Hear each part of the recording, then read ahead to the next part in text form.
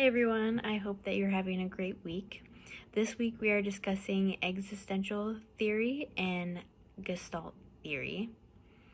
Existential therapy and Gestalt therapy have similarities and differences in their approach. Both theories focus on matters of human existence. According to the work of Corey 2021, existential theory focuses on the deep meaning of life, often addressing issues such as mortality, freedom, responsibility, anxiety, and loneliness, while Gestalt focuses on the here and now of experiences. Both theories encourage self-awareness for client growth. The goal of Gestalt therapy is for the client to grow in awareness of what is happening in the present moment. Meanwhile, the goal of existential therapy is for the client to become aware that life is limited and it is each person's responsibility to make meaning out of it according to the work of Corey 2021. Also, people have the ability to make choices that affect the direction of their lives. Existential therapy and Gestalt therapy both have strengths and weaknesses. Both theories share the strength that they are applicable to multiple cultures.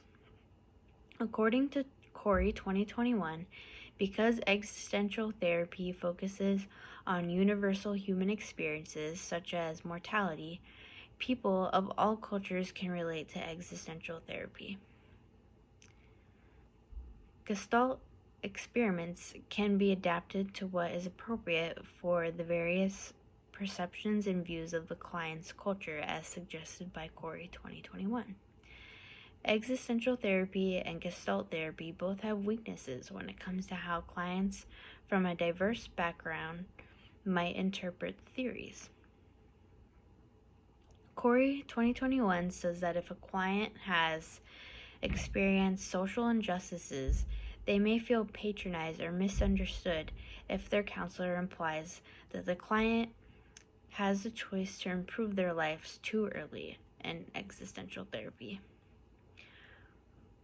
When applying Gestalt therapy, individuals who come from cultures where it is inappropriate to be overly emotional and expressive may not appreciate Gestalt's emphasis on emotion, according to Corey 2021. Christian concepts can be applied to existential and Gestalt therapy. Both theories can be negative or pessimistic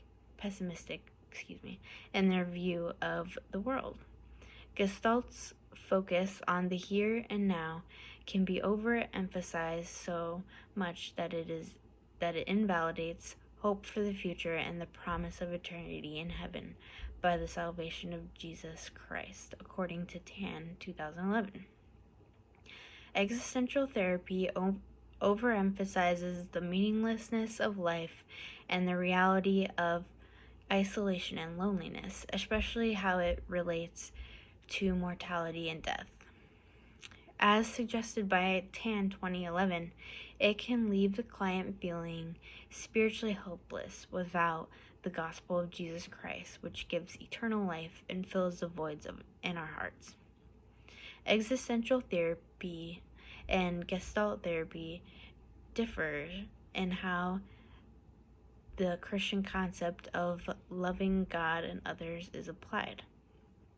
Tan 2011 says that Gestalt theory emphasizes individual self-actualization or self-regulation to the point that it can easily become gross individualism and sinful self-awareness, which is not in line with the biblical values of loving God and others. On the other hand, existential therapy focuses on the therapeutic relationship as a healing factor for the client, where the counselor demonstrates therapeutic love and care for the client, according to Tan 2011.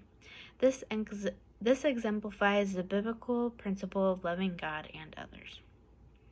Because existential theory is based on the client growing in awareness of concepts such as the meaning of life and mortality, as suggested by Corey 2021, it may be difficult to create concrete, measurable outcomes to gauge the counselor and client's progress.